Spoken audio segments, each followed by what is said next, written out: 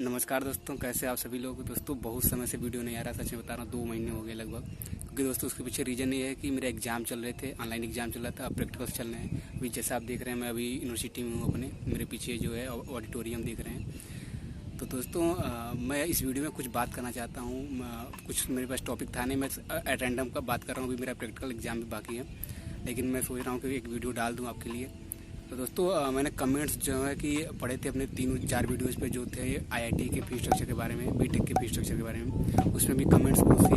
मैंने डिटेल में वीडियो बनाए थे। हाँ, उसमें वीडियो क्वालिटी सही नहीं थी, ऑडियो सही नहीं था, और हो सकता है इस वीडियो की क्वालिटी ऑडियो सही नहीं, क्योंकि कोई मेरे पास माइक नहीं है और इसमें आवाज़ चल रहा है शाम को। लेकिन मैं आपसे बात करना चाहता हूँ तो ज़रूरी है, इस पर बात करूँगा। और मैंने उसमें एनआईटीज के लिए भी फीस स्ट्रक्चर के लिए बताया कि बीटेक के लिए, और ट्रिपल आईटीज के लिए बताए थे, जीएफटीआईज के लिए अभी नहीं बताए थे। तो अभी मैं आईआईटीज के लिए जो उसमें जो वीडियोज़ में मैंने कमेंट देखे थे ना, तो उसमें बहुत सारे कमेंट थे। सर मैं SC ST का हूँ, उसमें फीस स्ट्रक्चर 4 साल के लिए क्या होगा, हॉस्टल फी क्या लगेगा।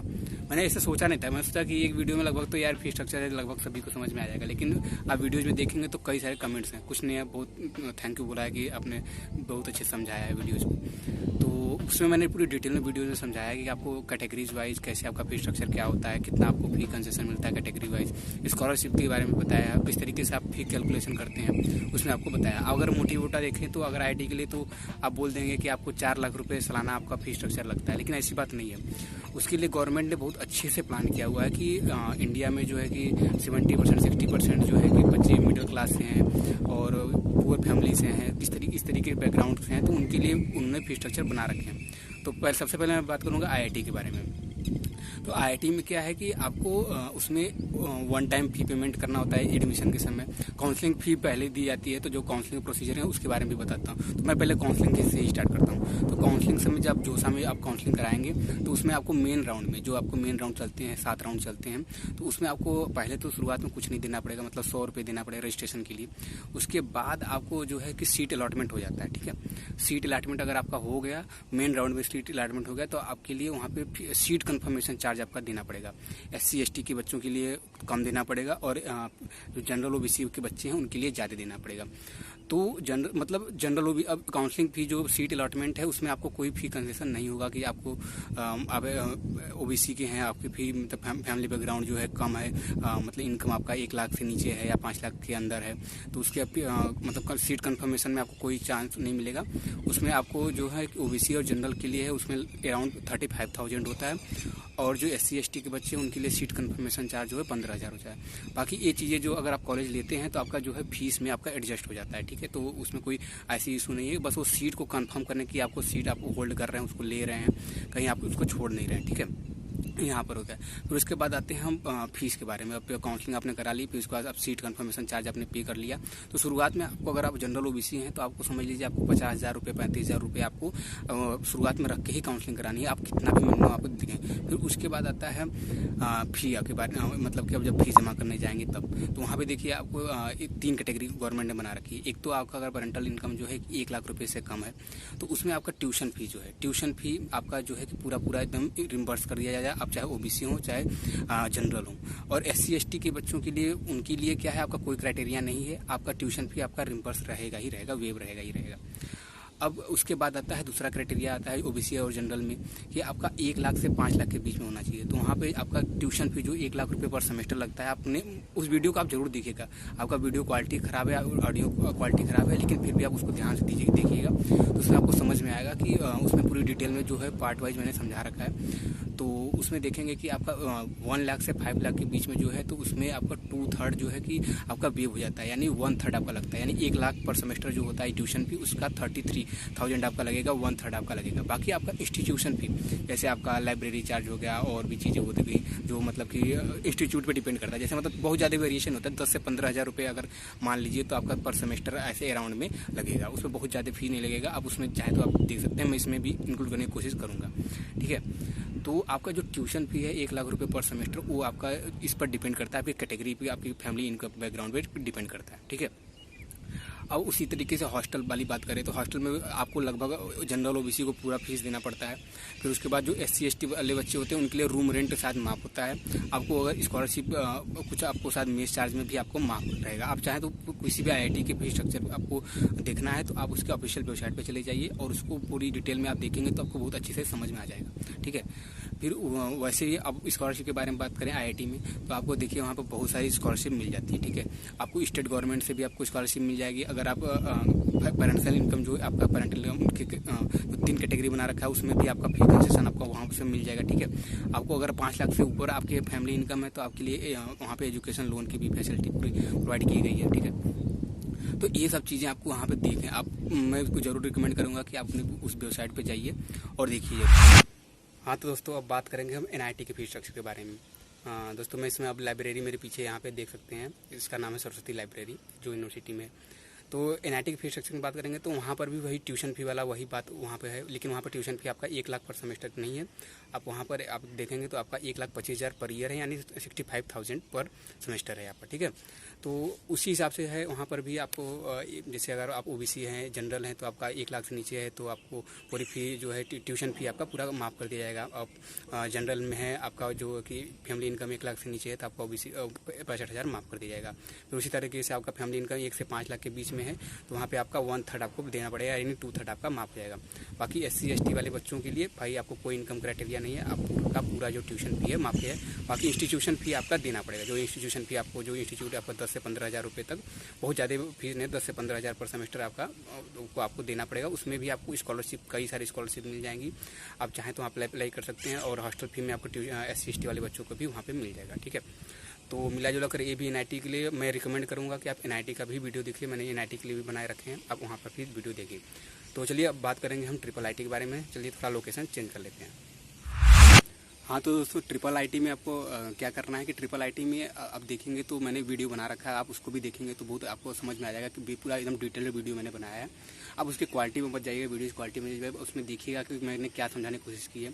तो IIIT में आप जब MHRD की वेबसाइट पर जाकर देखेंगे तो उसमें आपको 5 जो है कि गवर्नमेंट प्योरली गवर्नमेंट आपको मिलेंगे जो कि IIIT जो है। और IIIT जो है Indian institute of information technology, ऐसा नहीं कि जो इंटरनेशनल इंस्टीट्यूट है या फिर और कुछ, बस Indian institute of information technology के बारे में बात कर रहा हूँ। बाकी कुछ बहुत IIIT हैं जो PPP मॉडल पे हैं, ठीक है। तो उनका फी स्ट्रक्चर थोड़ा वेरी करता है। वहाँ पे शायद आपको SC ST के लिए जो है कि ट्यूशन फी देना पड़ेगा, ठीक है।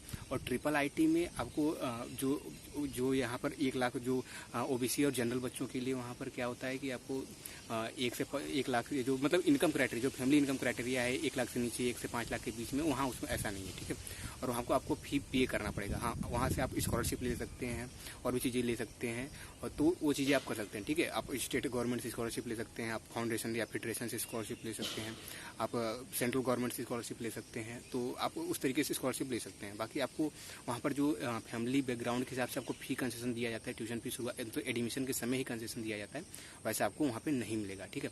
और जो पब्लिक जो है IIITs हैं, जो 5 पब्लिक IIITs हैं, वहाँ पे SC ST वाले बच्चों को फिर भी ट्यूशन फी में आपको वहाँ पर पहले ही शुरुआत में ही आपको वेव कर दिया जाता है, ठीक है। तो वहाँ पर कोई दिक्कत नहीं होगा SC ST वाले बच्चों को। लेकिन जो PPP मॉडल पे है, यानी पब्लिक प्राइवेट पार्टनरशिप, PPP का फुल फॉर्म है, वहाँ पर SC ST वाले बच्चों को आपको दिक्कत हो सकता है। वहाँ पर भी आपको फी पे करना पड़ेगा, ठीक है।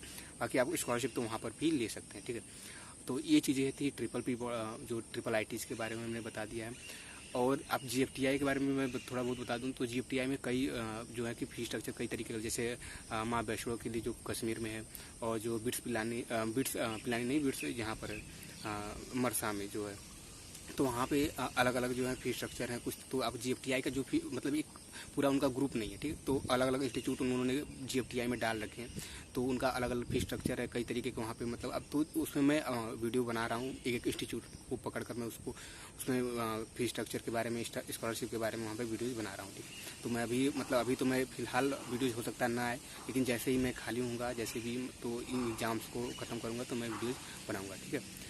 तो अच्छा, पीछे जो बिल्डिंग है वो है MB ब्लॉक, जहाँ पर हमारा फर्स्ट ईयर क्लास चलता था, और अभी साथ नई बिल्डिंग कोई कंस्ट्रक्ट हो रही है वहाँ पर।